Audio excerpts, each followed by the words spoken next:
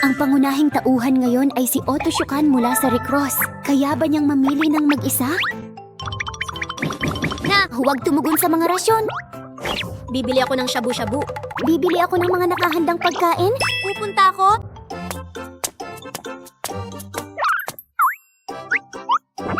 Ah, kaibigan ba kita? Hindi mo ba naiintindihan? May in-order ako, umalis ka na. Kakaiba pero totoo. Hoy there. Naku, hindi ka dapat lumihis ng landas.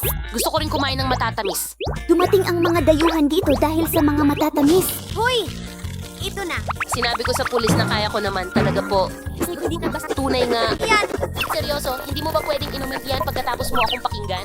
Nawalan ka ng alaala, pero hindi ka naman umiinom. Ginagawa mo ba akong malaking tanga? Ginagawa ito ng lahat. Nang walang labanan man ito, Dumating ako sa supermarket na nasa isip ito. Pero napaisip ako kung mabibili ko ba ang hinahanap ko. Chiha. Hindi ko talaga alam kung nasaan eksakto ito sa mundo. Parang naliligaw na talaga yata siya.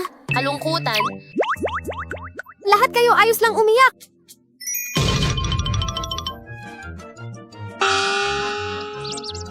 Nakakaiyak din ang pagsasalaysay. Wow! Mahirap ang kasal. nanay. Hindi yun. Hindi na yon si Ma.